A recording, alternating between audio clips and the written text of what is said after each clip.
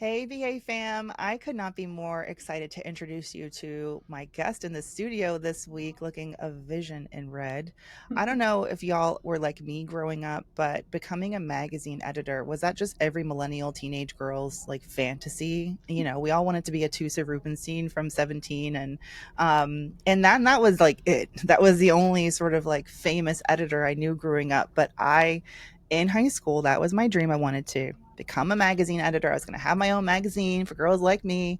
And I did actually, pursue my career in journalism and got into magazines and very quickly got kicked out because of the recession. But when I see an exception to that rule and an exception who is also passionate, like we are at Brown Ambition, of teaching women about personal finance and about becoming financially independent and investing and building wealth, it's like, okay, no brainer. I have to have this woman on. So without further ado, I want to welcome Jessica Cruel to the Brown Ambition fam, to the studio. Welcome. And Thank you. for those who don't know, Jessica is the editor in chief of Allure magazine as well as Self magazine because she's not busy enough. Now she's the magazine of not one but sorry, the editor in chief of not one but two major magazines. And in that role, she leads the development of multi platform editorial content. So, digital, social, video. And of course, we're all familiar with the Allure Best of Beauty Awards franchise. So, I know we got 2025 coming up. We're excited to see what's made the cut. So, Jessica, thank you so much for joining me on Brown Ambition. Thank you so much for having me. I'm a long-time listener, first-time Are you really? participant. Yes, Oh, I'm wow. a Okay. fan. I listen to a lot of personal finance and finance podcasts, and you all are definitely on my list. Oh, that's amazing to hear. So, we're doing something right. Yes, for We're sure. doing something right. Okay, so we have some stuff in common. One, journalism, Mhm. magazines. Did you study journalism? Was that your career path? Yeah, I went to the University of North Carolina in Chapel Hill and got my degree in journalism and Mm, sociology, which was kind of like my side degree. But yeah, I went to yeah. J school. So that's another thing we have in common. I went to a big state school too, University of Yeah. Georgia. Oh my goodness, my dad wanted me to go there so bad. Aw, that's all right. You'll be But because I'm fine. originally from Georgia, I'm from Georgia. I I'm did from see you were Albany, Southern Georgia. Albany, okay? Yeah. But Nice. also, you mentioned you wanted to make a magazine for girls just like you. Mm. Actually, my senior project in high school was a magazine called Onyx, and it was a magazine for Black girls.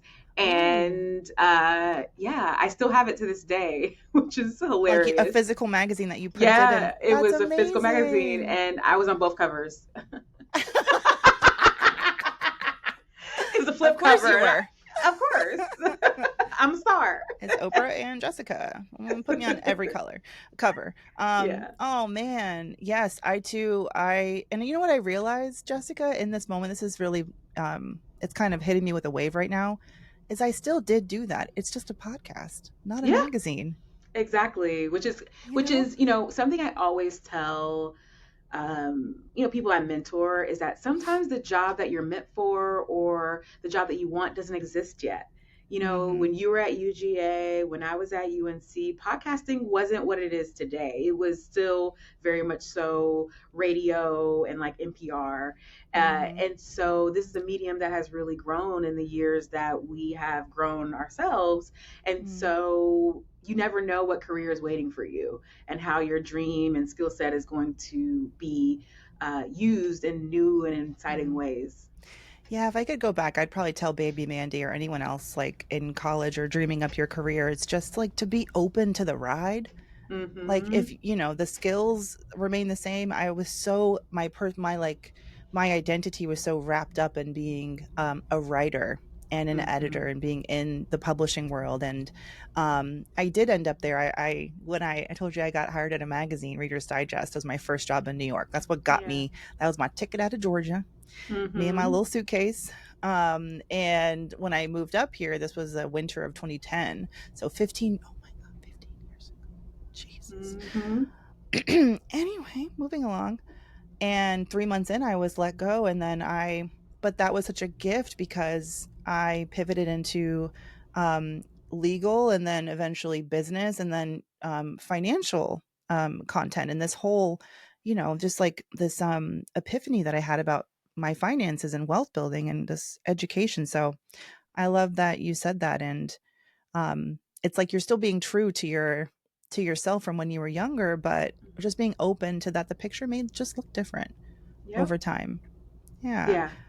All right. So, what's your story as far as studying journalism? How hmm do you move to New York City and just make the dream that we all dreamt come true for yourself? Well, similar to what you said, I actually moved here in summer 2011, Mm. so 1 year after you, and I came with a sublease and a suitcase and an Oh, internship same. Okay. and an internship at a place called Your Tango. And while I was there, yeah, while I was Yes. there, I was, networking, and I had another internship. I think people often think when you graduate college, you're supposed to have a job. Hmm. But in that, climate, One as would you, think that's kind of like the whole promise of a freaking 4 year degree, right? At the mm, least, they could give us a job. Do you know what I mean? It's yeah, not out of this no, world. that's not what happened. Yeah. I got two internships after I graduated, but I was Mm. applying for full time jobs at the same time. And then I got my first job at Pop Sugar, and I worked there Mm. for several years and worked my way up. Worked at different publications, all focused on beauty. After those internships, I realized beauty was the target of what I wanted to cover, which also includes wellness in a lot of ways. And so I Mm. worked my way up, worked at Self magazine for a while. I worked at Refinery 29 for a while. And then about 5 years ago, I landed at Allure, and 3.5 years ago, I became editor in chief of Allure. That's a crazy fast track. I get the sense that in magazine world things change quick. You know, heads be rolling and moving around, and I think that's kind of exciting, but it does feel like kind of a volatile kind of like intense kind of industry or field to work in. Am I wrong? Yeah, it's interesting because when I first came to New York for my first internship, Mm. um, which happened to be at Self in 4 Times Square, Mm-hmm. and I remember talking to some of the editors, and they were like, "Go back to school and figure out the internet." Okay. Because at that time print was very challenged, as it, Uh-huh. it's tough in print. And so I did that. I went back home to, North Carolina, where I was going to school, and I changed my major from reporting, which was more of a print focus, to multimedia. And Oh, see, look, so that's nice that you guys had one of those. yeah, we had a I was multimedia still program. dusty old magazine. They let me. I always joke that like I think I was the last person to be allowed to study a magazine like as a Yeah. focus. So that was when you were in college. Okay, what a great. Yes, you know what? This is when it matters where you get your internship, because my internship was at Reader's Digest, and they're probably like, internet, we're afraid of that. But the Yeah. fact that someone told you, like, girl, get ahead of this, Yeah, and that because really helped me because, it does move fast, and I was set up for success in the digital realm. All my jobs were digitally focused. mm, And, as beauty became more and more about social and TikTok, I was really set up to succeed in the new ecosystem that is required of a publication in this day and age. mm. Yeah. I mean, what do you think the takeaway? I mean, for me, career wise, because I also have a career coaching practice and I'm always trying to encourage women to not get so wrapped up in the one job that they have now, but keep their eye Yeah. on the bigger picture. So for you, what does that look like even now? I mean, I know for a fact, like having spoken to incredible people on the show and just from my own career, you think in the 17-year-old version of myself, editor in chief is like the mountaintop, but it's not Yeah. really. It can hmm be just, a really nice vista on the way to where you want to be. So in the picture of your career, like what do you really hope and envisioning for yourself? What I love about being editor in chief is the storytelling. I think well, that I rarely get to do now because I'm editor Right? in chief. Mm, I think people think I too had that dream of wearing a fancy suit, working in a big fancy building in New York, mm, and being a badass in mm, general. And mm, I looked up one day, and I do get to do that. I get to do and be those things, which is great. Um, for me, I think as long as I continue to get to tell stories of women, as long as I have a platform to share knowledge, Mm, whether that be at a publication like I do now with Allure itself, or on my own personal platform. I think that is what really excites me, the storytelling. I love to interview people. It's one of my favorite things. I believe everyone has a book in mm, them. So, I think a book might be in my future. I just love to tell stories. I love mm. podcasting. Who knows? I might have a podcast in my future. So who knows what that is? But the thing that I Yeah. really love about being editor in chief is nowadays it's a lot like being a business leader. So I have been able to take my expertise in personal finance and learn a lot about business, running a business, running a P&L and all of that in this Mm, job, which, journalism is very creative, it's very words based, but now I'm very numbers based. So mhm. that's really an interesting shift for me. What helped you there? Was it mentors? Did you do more studying? Was it just like learning on the job? What helped you in that sense? I definitely was learning on the job, but I Yeah. hired an executive coach. My Okay. company was good enough to provide me with an executive coach, and I recommend an executive coach to everyone who's taking on a big leadership role, managing a big team, doing a big change in their career, because Mm, the thing that is hardest about taking on a role from more of an individual contributor role or middle manager to kind of a corporate leader is the politics. There's mm, so many politics and interpersonal relationships that you have to manage. And I felt like my executive coach really helped me to learn how to navigate that, mm. because those are things that people don't teach. There's soft skills. There's like making decks, which as a writer, I was like, I don't make Oh my decks. God. Yeah. But you That really was have to always a job for the EA. Make you a deck have to for me. make decks as like a leader who wants to get a point across and wants to ask Mm, for investment. So, these are things that I really think an executive coach can help with. very Mm-hmm. smart. Very Sounds smart. like Very. work therapist. Uh-huh. Do you still work with them? What was that relationship ending? What was it like? um, well, my time ended, and I felt like I had gotten a handle on it, Mm, and I was able to navigate on my own. And I do feel that if there's a moment where I need to go back to them, that is open to me. yeah. But I you just come upon a point, after a year or so, after you've done all the seasons of a role, I kind of Mm, feel like you're like, okay, I've done this before. Like I yes. know what this type of time of year means, and you Yeah. kind of get a little accustomed to that and prepared for that mentally. Yeah, I'm glad to hear that they did that, Yeah. and gave you that support that you needed. All right, so Hmm. when did your personal finance journey begin? You said your expertise in it. So when did you start building that? Was it something that you grew up with or discovered? I grew up uh, knowing a little bit about money. My grandparents and my parents had stock in my name. So I used to get those little mutual fund in the mail. Like it would be so exciting to have something with my name on it come in the mail, Oh, okay. and it was like reports of how my stock was doing that my grandfather put aside for me when I was first born. So Amazing. that is like the first time that I was like, I got money. But it wasn't like serious, right? Mm, Um, and then I will say I'm a natural saver, so know that. mhm. Um, but I will say I've always been very frugal. Like I went to school on full scholarship.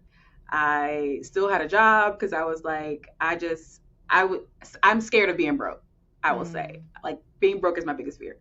So I really feel like money has always been kind of something that I made sure I had, mm, made sure that I was cautious around, saved a lot of it.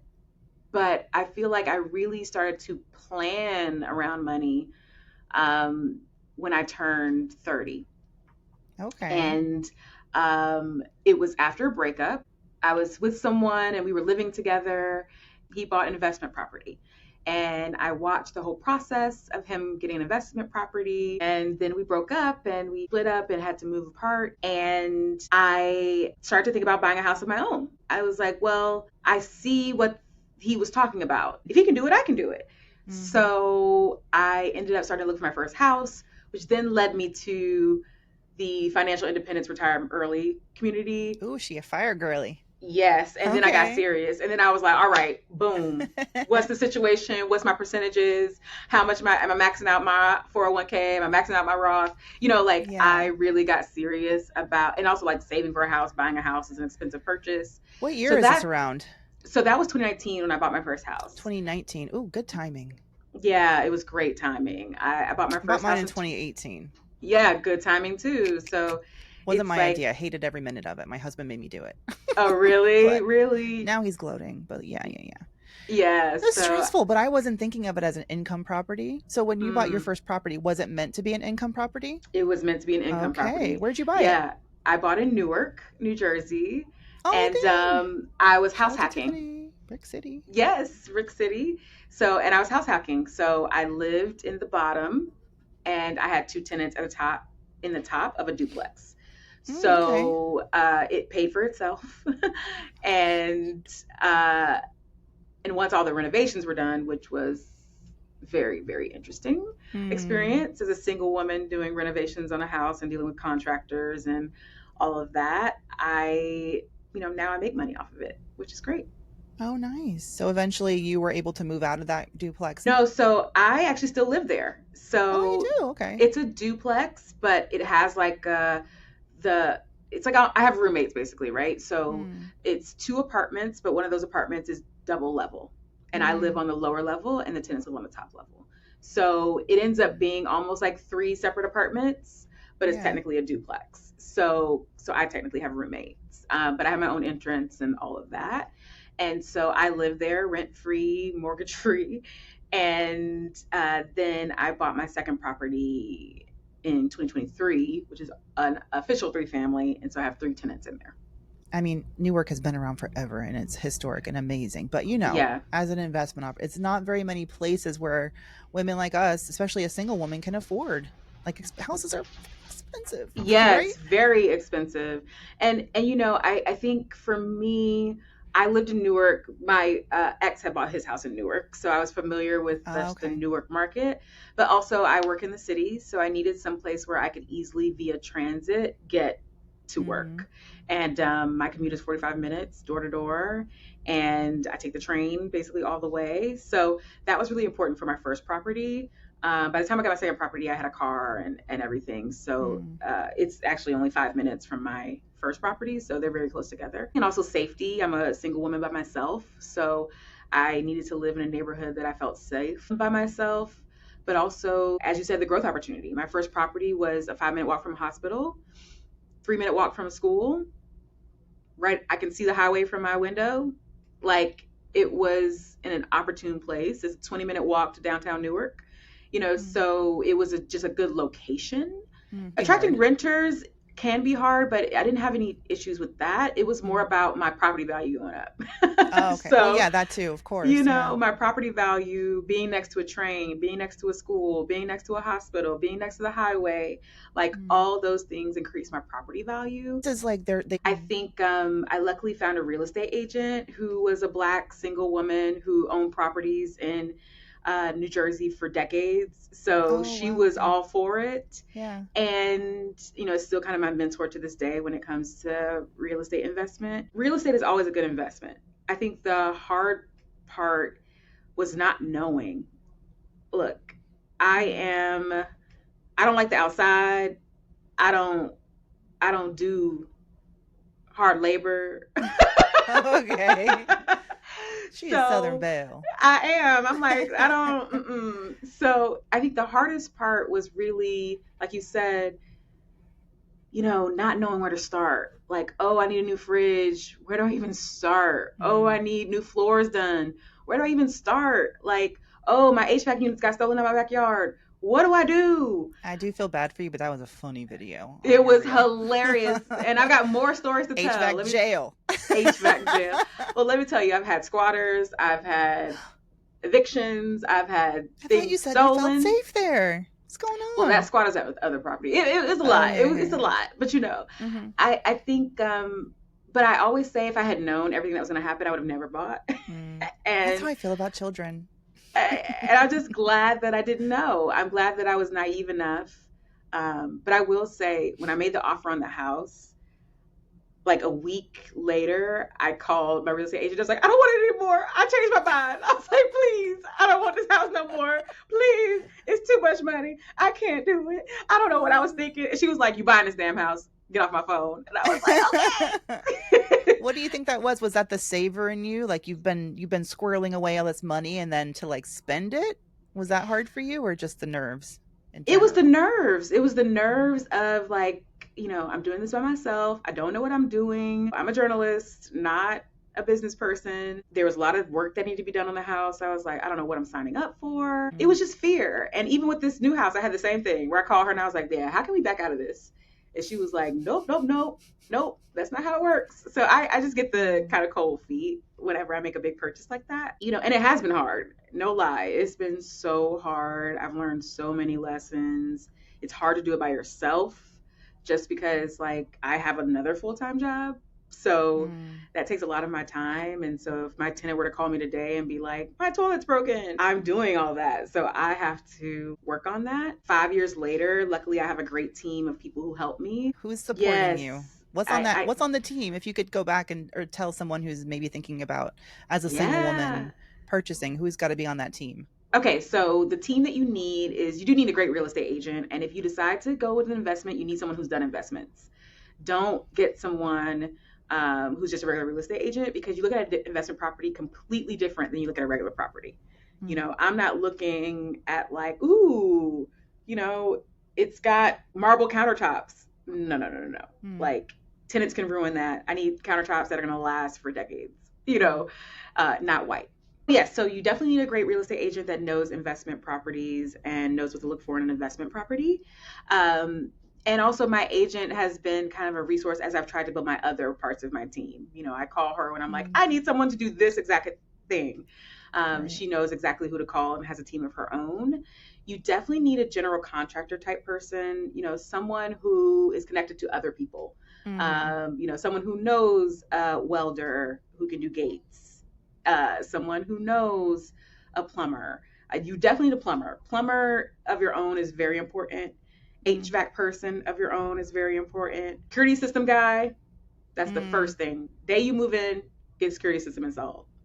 Well, and Learn you that said lesson that the hard was way. in the video. You're like for insurance purposes because they want footage to prove that something happened. Well, I mean, if something is stolen, you don't need it, but it just helps a lot to be able to file the police report and say you've got like Right. footage. And it also Right. prevents theft if you have them up and also have all the signs up Yeah. that say that you have it up. So you need a good accountant if Mm. you're going to Okay. get investment properties because there's a lot of tax benefits to having investment properties that you Mm. will want to take advantage of. So I think those are things that I think I call my plumber most often. Mm. I would say I call my HVAC What's person going on with those second. pipes? Child, Oh look, Lord. you know, Septic tanks or what? What's no going on? septic tanks, thank Okay. God. But just like little things, HVAC problems, and Mm. all of that is plumber is kind of like the most water. Also, water is the worst thing. Like you never want water problems at your house. So Mm. usually, like any type of drip, leak, whatever, I'm calling the plumber. I'm like, okay, Mm. plumber's coming because I don't want a small problem to turn into a big problem, which can be very costly. Mm. Uh, Yeah. And now have you developed like a network of other people who have properties that you can also ask questions of? You mentioned you your know, agent. that's I do have my agent, but that's something that I wish I had more people of. I do know other Mm. people, other Black women who own properties in the area. Um, but like I said, I have But the two investor type, like jobs. the ones you do have a Yes, lot going on. right. I have a lot of jobs, and You so do. it can be kind of tough to balance everything and also build Mm. community at the same time. Girl, I know, but it's so essential. I can't stop Yeah. blabbing about community. I'm gonna after this, I'll connect you with. I know you got a lot of time, but just so I can, just so I know I did it. I have a friend Angie in New Jersey and in Hmm. around Newark. I don't know where exactly, and she's part of a real estate investment community Oh, I would love that. in that Yes, area. that would be Um, great. That'd be great because I'm looking Wonderful. for some people to talk to, and also just people I can share experiences with because Yeah. they don't tell you all these things. They don't tell you about squatters. They don't tell you about evictions. They don't tell you how to get tenants. They don't Mm-hmm. tell you any See, of her that when you tenant buy the stopped house. paying her in Yep. December. like just didn't pay. And she's like, I'm just a woman. How am I going to kick these people out? Like, it's a lot.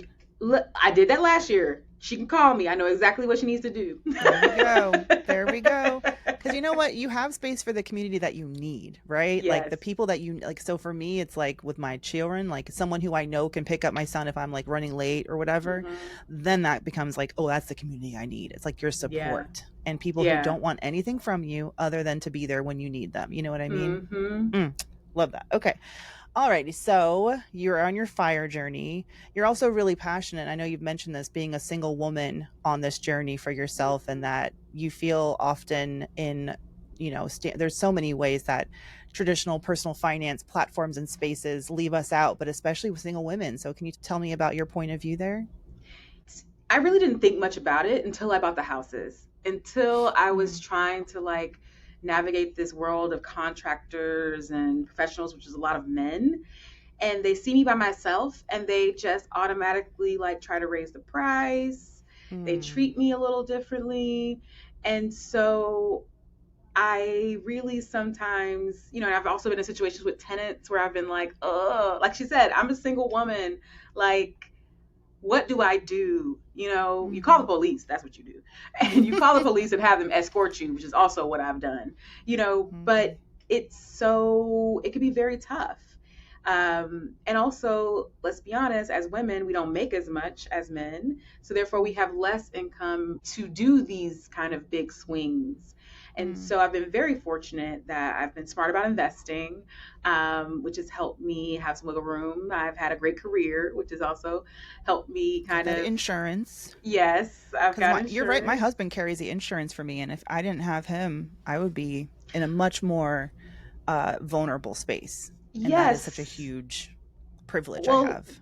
there's so many things that, I feel we rely on, our fathers. I'm thousands of miles away from my father who's in Georgia. So, like, there's things that I would rely on the men in my life to do, but I have to do them myself. Mm-hmm. And so, kind of figuring out how I'm going to live the life that I want to live, solo without another person's income to help me, has been fun for me in particular, but it also means I travel alone. I go to fancy dinners alone. I buy houses alone. No um, splitsies. no splitsies. I do everything by myself. Mm. And um, it takes a certain amount of a type of planning to do that. I'm also planning for my end of life alone, right? Right now, I'm in a position of where I'm estate planning. And that's like a whole thing because I Mm. don't have kids and I'm not particularly planning to have kids. So, what does that mean for all this wealth that I've built in my life? Where does it go? Who does it go to? How is it divided? Does it go into, is it donated? These are like things that I think a lot Mm. of single women don't think about. But I've been very proud of the life I've been able to build. Yeah. I luckily really enjoy my own company, and any place I want to go, anything I want to do, I'm able to do it by myself. And I think more than anything, I want women to know that. I want women to know that, in the digital kind of discourse right now, we hear a lot about, oh, I want to get flown out. I want to find a rich man to help me pay for XYZ. And I love that share quote, be the rich man. I was able to do everything I wanted to do. And yes, I worked hard in order to like make enough money and, have the funds to do that. But I just think it's Yeah. so important that we start to have those discussions about how you can build the life that you want by yourself. Yeah, you worked hard, but you also made choices in your younger years, like 20s and early 30s. It sounds like that made you have that you would have had to work so much harder if you were just starting now, you know? Yes. And Yeah. like I often think back to my 22-year-old self and I'm like, "Girl, thank you." Yes. Really, we're setting us up for success here. Right. Um, Thank you for getting that 401, putting money in that 401k, even if Hell you didn't yeah. know what it was. Even You were if you like, didn't know what it I was was. like, Daddy said I should do it, so I guess I will. Looking at that checkbox like, what? I just feel that on so many levels. For you now, one of the things that I've been grappling with is ever since, and this is a huge con, I think, of getting married and having kids, is man, like you talk about you lose your sense of self, but I did not Hmm. anticipate how much I would lose my values in terms of like my the way that I spend money. It's been Mm-hmm. really hard to hold on to that. I was just like you in my 20s and early 30s, where I was lifestyle inflation was my biggest enemy, and I Mm-hmm. kept my living expenses very low. I was like, they need to be less than 30% of our income. And even as people were like, move into a bigger apartment, get closer to the train, that kind of thing. We bought this house and it's like tiny and cute because I didn't want to be overextended in terms of like my housing payments and things like that. And but you know what? 5 years, 6 years later, it's like, oh, I'm not where I want to be. And it's because on, I'm spending on the things that just become easier to spend on because you live in the Yeah. burbs with a family. Like we had 2 cars now. Ew, don't want those. Don't need 2 car payments. Like what?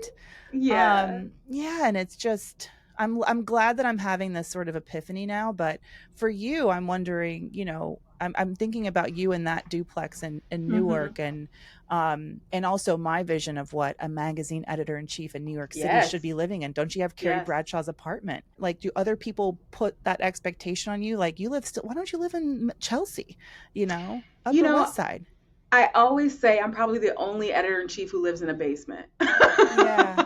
And technically it's not underground, but it's still kind of like a basement. Yeah. So, and I do that because I am starting to itch for that like house of my own, where Mm, I get to choose every surface and every, like the fancy countertops.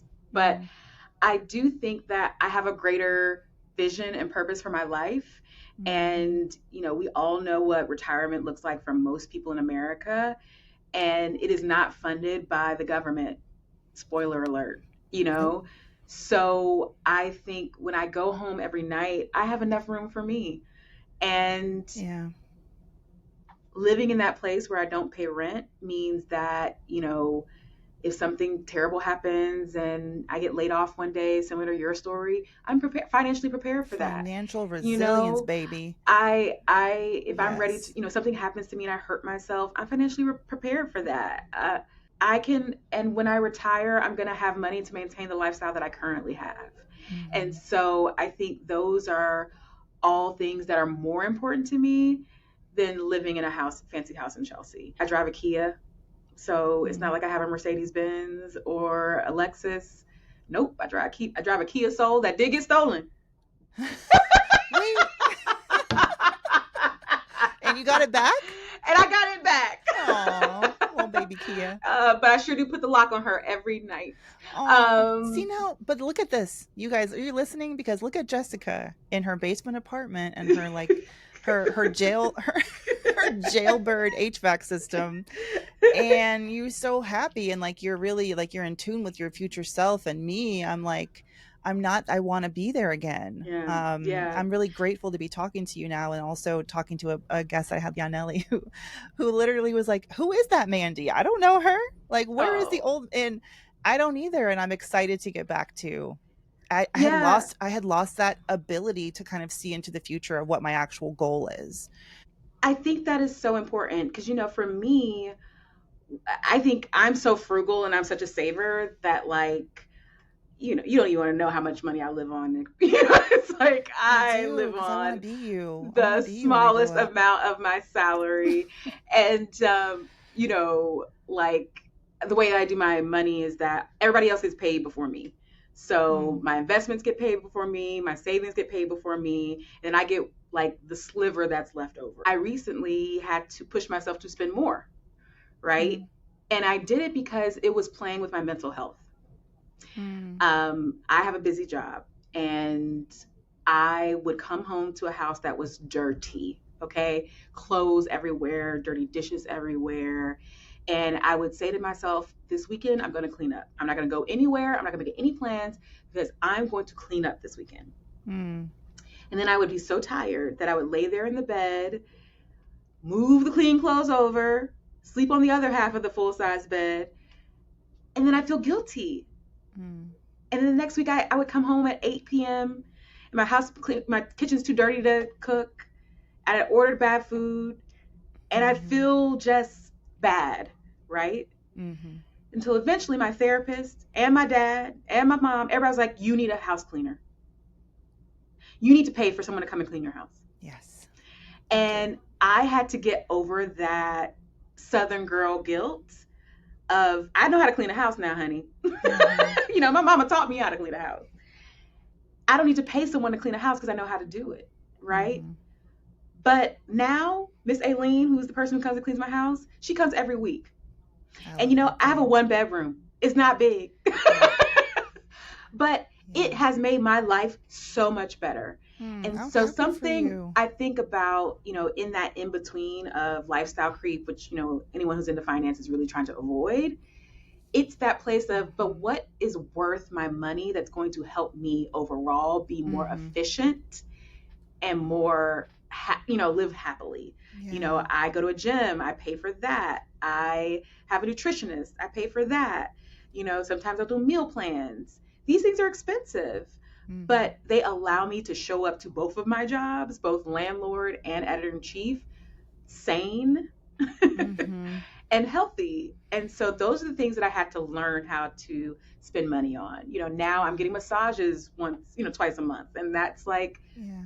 things that I had to fight myself over. Uh, but those are the only lifestyle creep things that I allow. And they may change as you grow and evolve and like, Right. but the important part is the way that we are investing in ourselves so that we can go into the world like emotionally regulated, like in Mm-hmm. a happy foundation. Because when you're not sleeping well because you're anxious about how messy things are, you're not eating well because you're coming home and you don't feel like cooking, and Mm-hmm. you're not taking care of yourself, then how are you supposed to show up and be this badass that we know you are? You know what I mean? Right. I'm just happy to hear that you're changing that story for yourself. And I Mm-hmm. mean, you even got those little the jaw injections I saw on Insta. You doing your Yeah, Botox masseter in your Botox. Yeah, for because your I clench jaw. my jaw. Yeah, I'm a Dang, big we didn't talk about clencher. any beauty tips while you were here, but that's fine because it was just such a pleasure getting to know you. And it really feels like we're kindred spirits, like just two sides of the same coin. So it's been really great to meet you. And everyone, you can find Jessica. She's at jcruel, right, on IG. Mm-hmm. Check out allure.com and selfmagazine.com. And what else? How do you want BA fam to reach out and support? No, I think, look, find me on Instagram. Ask any questions that you have about, you know, home ownership. It's been an adventure. I got a couple more homes in me, so I'll be buying a few Mm. more homes over the next few years. But it's been so rewarding for me, and I hope that if I could just teach one person how to, you know, make money off of houses, then I'm happy. Incredible. All right. Well, I think the key takeaway for me is that team that you sort of laid out for everybody. So Mhm. the agent, the contractor, the accountant, I think that's just like essential information, the security system. So thank you for sharing that with BA fam. We love some actionable tips that we can Yes. take away. And I'm gonna hit you up with info from my friend Angie because I think that group would be great. Yes. Because it's Sounds like it. women. I think it's women, and in Jersey specifically, real estate investing. Because yeah, you need that support too. And I do. yeah. Thank you so much for sharing some time with me, Thank you, Jessica. You're so Mandy, for busy. having I really me. appreciate it. I appreciate it. And I'm looking forward to seeing all that you do with the podcast. I'll be listening. Thank you.